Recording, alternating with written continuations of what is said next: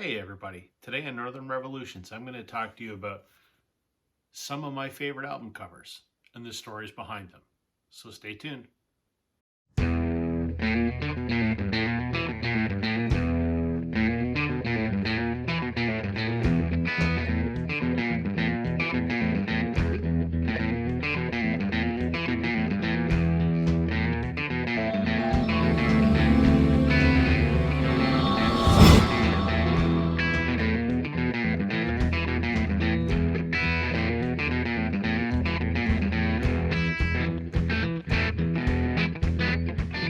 Hey everybody, welcome to Northern Revolutions. I'm Rob. Welcome back if you're returning. Welcome if you're new. Today I thought I would do a video where I talk about some of my favorite album covers and sort of the story behind them. A lot of these records I've shown before, but I never talked about the cover. So um, let's get into it.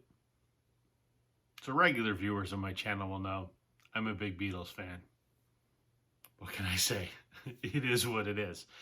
I thought about talking about Sgt. Pepper because I think that album cover is brilliant. But I'm not going to because I probably talked about that album too much. And I think a lot of folks have probably talked about that album cover. So I'm going to show my other next favorite Beatles album cover, and probably more iconic, I think, than Sgt. Pepper, and that is Abbey Road. So for those that don't know, Abbey Road was the last album that the Beatles recorded, although it did come out before Let It Be. This, I mean, in a nutshell, this is the crosswalk in front of EMI Studios on Abbey Road in London, England. You can see in the photo past the Volkswagen, there's a little concrete wall. That's the wall that's in front of Abbey Road Studios. This crosswalk is on the corner of Abbey Road and Grove End Road, which is in St. John's Ward of London. It's sort of northwest London, if I have my geography right. This photo was taken on Friday the 8th of August, 1969, when the Beatles were in the studio finishing up some songs for this album. They had a photographer, Ian McMillan, take these photographs. They went out onto the street, and Abbey Road was a fairly busy road, so police had to hold up traffic. And he climbed up, Ian, the photographer, climbed up on a stepladder and took a series of 6 photographs of the Beatles crossing this crosswalk, and then they selected the one that they liked the best. This is such an iconic cover. It's been, mimicked by countless other artists, and I mean, it's instantly recognizable what it is. An interesting tidbit, I guess I would be remiss if I didn't mention that this really fed into the whole Paul's dead conspiracy theory. For those of you that haven't heard that, there's probably thousands of videos on YouTube that explain the Paul's dead thing. Paul's not dead, but in short, what the theory is this is supposed to show a funeral procession. So you've got John dressed in white, big bushy beard. He's supposed to represent Jesus, so I understand. Ringo is dressed in a black suit. He's supposed to look like a minister. Paul's here in a suit with bare feet. That's supposed to represent the corpse. And then George Harrison is dressed in sort of jeans and boots, and he's supposed to represent an undertaker. There's a whole bunch of other clues, like the license plate on the Volkswagen says 28IF, and that's supposed to mean that if Paul was still alive, he's 28. Whatever. I think the Paul's dead thing is nonsense. The reason he didn't have shoes on is because the shoes he had hurt his feet. So there you go. I'd just be remiss if I didn't mention it, but it's still a very iconic album cover. I went to London when I was 21, I think, something like that. And the first thing we did when we got to London, after we dropped our bags off at the hotel, we went to Abbey Road, and I have a picture of myself crossing the crosswalk. If I can find that photo, I'll throw it up here somewhere. That was kind of a bucket list thing for me. I had to cross the crosswalk. I mentioned that Ian McMillan took 6 photographs of the band crossing that crosswalk, and 5 of them were rejected. Here's one of them. Obviously not as nice of a picture. They're not as evenly spaced, crossing the crosswalk and whatever. Where you'll find this photograph, this is out of the 50th anniversary box set with the Giles Martin stereo remix. This is the bonus 2 discs that has a bunch of studio sessions. So the next album I want to show is one I've shown on my channel before, but it's one of my favorite album covers. It's one of my favorite albums, and it's also a very iconic, well-known album cover. That's Oasis, What's the Story, Morning Glory. So the story behind this is the early Oasis albums, all the cover artwork and all the promotional artwork was done by a company called Microdot, and they were sort of a graphic design company. Brian Cannon was the owner, I guess, and the chief designer and friend of the band. Microdot actually has a very interesting YouTube channel where they talk about, the creation of a lot of the early Oasis album arts and posters and the logo and all that kind of stuff. I'll leave a link to that because Brian has very interesting videos on there.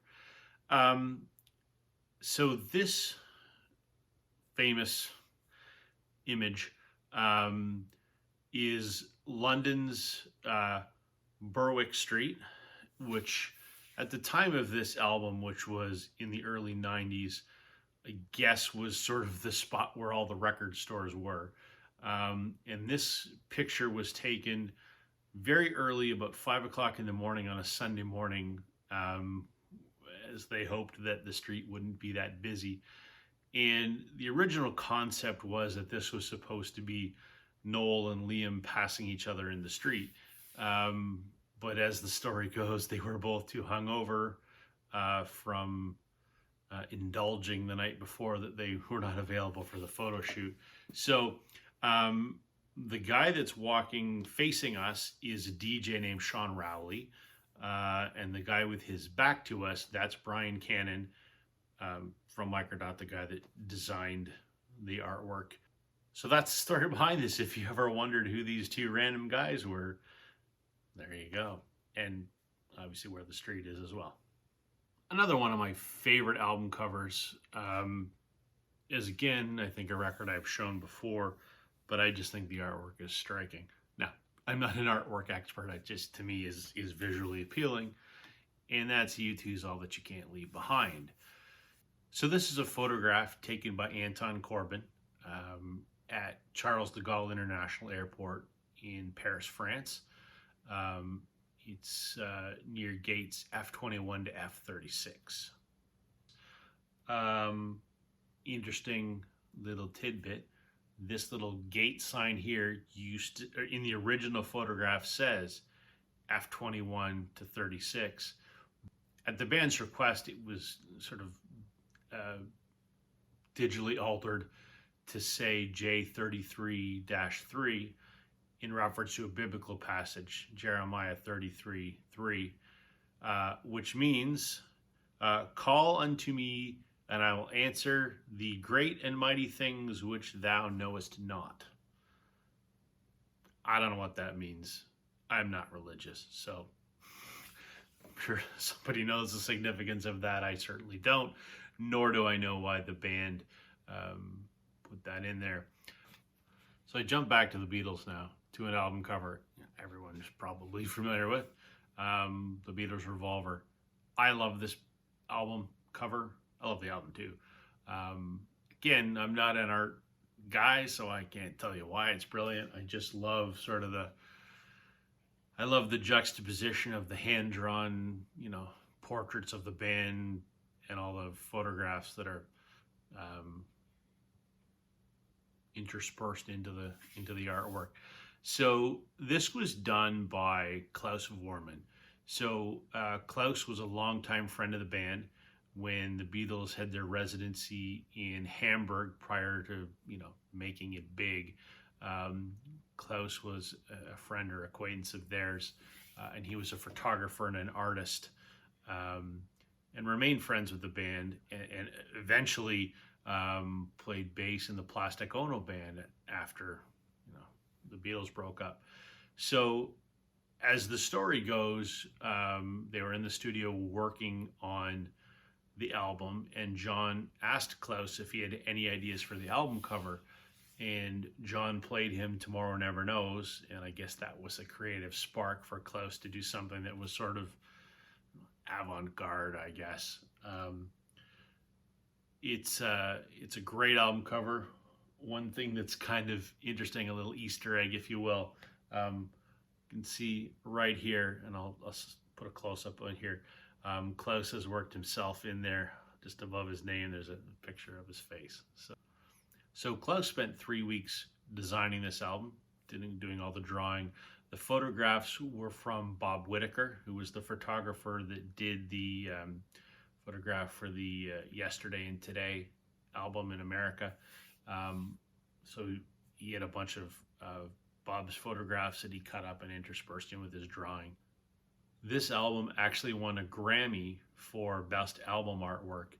And the funny thing is, Klaus was only paid £50, which I guess is about $160 to do this artwork, but has gone on to become such an iconic album cover. So the next one I want to show is John Lennon's Rock and Roll. I have always loved this album cover. I thought for the longest time that this photograph was one of the photographs taken by Astrid Kirchherr. Thinking back to the revolver that I just spoke about, when the Beatles were in Hamburg, they made friends with some artisty types. One of them, Astrid Kirchherr, actually fell in love with Stu Sutcliffe, the original bass player, and they started a life together until Stu passed away very unexpectedly just prior to the Beatles becoming famous. Astrid Kirchherr's photographs, you can Google them. They're very iconic pre-fame pictures of the Beatles, and I always thought that this was one of them, but it's not. How this became the album cover? Well, first of all, John recorded this on his last weekend.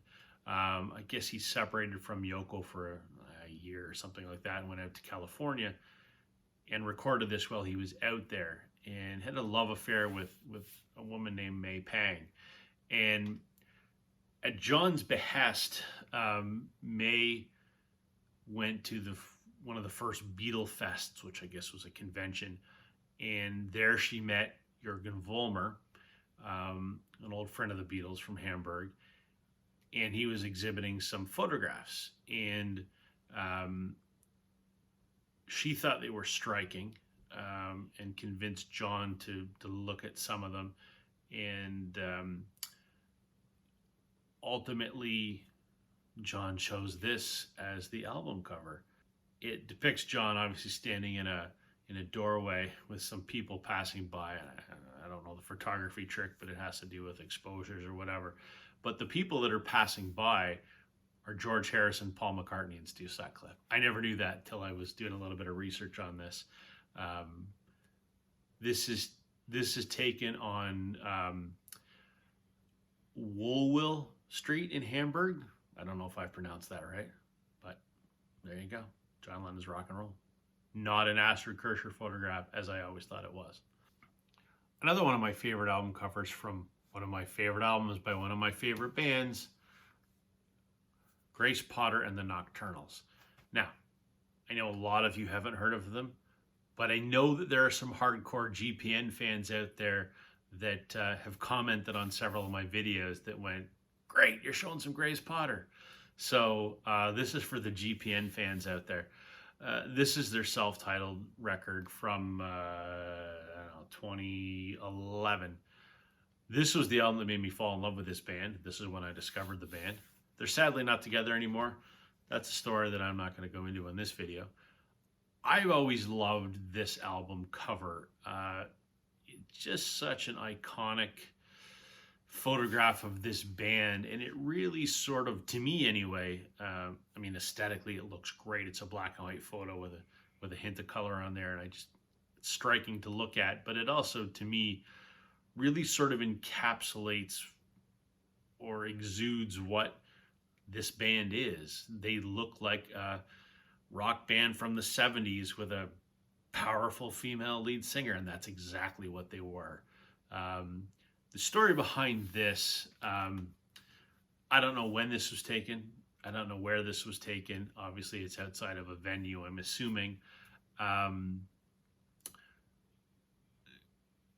This was taken by Adrian Broom. And Adrian Broom is a commercial and fine art photographer from Connecticut. Longtime friend of Matt Burr, the drummer, and founder of this band. And early on in GPN's career, they convinced Adrian to come on the road with them and sort of, be their buddy, but also be their photographer. And this was just one of her amazing photographs that they selected for their album cover. For the really hardcore GPN fans out there, Adrian published a book called Inside Looking Out, A Decade on the Road with Grace Potter and the Nocturnals. If you're a GPN fan, you're going to want it. They're next to impossible to find. I bought it when it came out. It's a nice hardcover book, and it has nothing but photographs that Adrian took of the band. What I really like about this, my copy is signed by Grace Potter. Good luck trying to find these. They've been out of print for a decade. But anyway, for GPN fans, you may not know that this book exists or that Adrian took the photograph on the front of the self-titled album. So there you go. Another one of my favorite album covers of all time and one of my favorite albums of all time that I've shown before. Please don't get sick of me talking about this band, but whatever. Blue Rodeo's The Days in Between. Great album from legendary Canadian country rock band. This is an album that doesn't get a lot of love. The band doesn't like it, which is a shame because I think it's their best. Not available on vinyl, even though I'm holding a copy. They were promos only. Good luck trying to find one. They're crazy expensive. But anyway, I'm not talking about the record. I'm talking about the artwork. So this was taken by a, I guess, famous American photographer named George Tice, T-I-C-E. I'm assuming it's pronounced Tice. I know nothing about artwork or photography. He was born in 1938 in New Jersey. He's still alive. He's like 80-something. Apparently, he's kind of famous. He has authored like 20 books. He's been a photographer for like 60 years. His photographs are in 100 museums, including the Museum of Modern Art, the Art Institute of Chicago, and the Met. He's renowned for his black and white images of, Americana, I guess is the best way to describe it. And this is an image called Country Road, Lancaster, Pennsylvania, 1961. It's just a picture of a Volkswagen Bug driving down a country road. I love the simplicity of this as an album cover.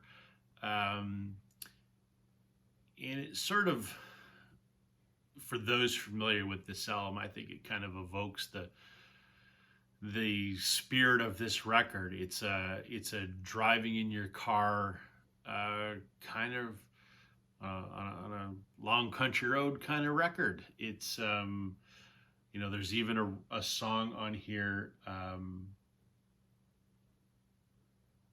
called "This Road," and it's literally about driving down a road in an old beat up car. I know that sounds like a hokey country song. That's not what it is at all.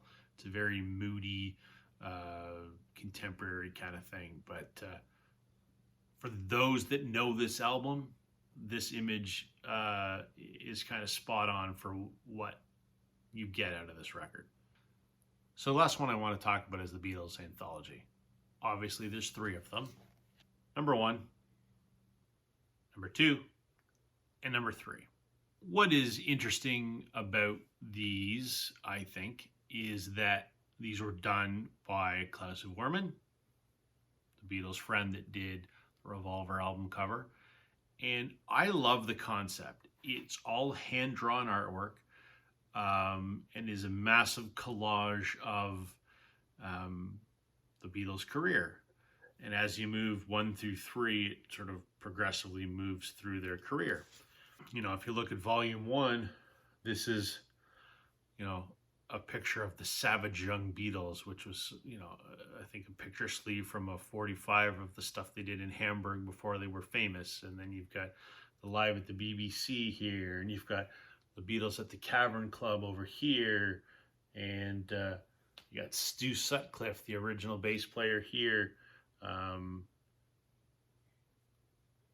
So many things going on, so many things to look at. In the second one, you get sort of the middle of their career. You've got Some Hard Day's Night. You've got the Shea Stadium from '65. You get Help, and then you get into sort of, there's a little bit of Rubber Soul down here. And then in the third volume, you've got part of Abbey Road and Sgt. Pepper and Let It Be, and it just sort of evolved through their career. The thing that I love about these is put them side by side.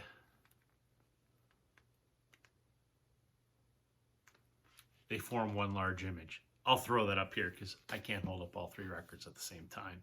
The other thing that's neat about it is it was part of an even larger sort of, I call it a masterwork of art that was used for the CDs, the records, the VHS, the DVDs. So there's even more of it beyond just these 3 panels. There's a top and a bottom. It's a scene on a street, and there's a sidewalk and a bicycle. And like I said, I'll throw the full image up here so that you can see it. You could spend a lot of time. There's a lot of Easter eggs buried in the various pieces of artwork. I could probably do a whole video on that. I don't think I will, but I just think it's a beautiful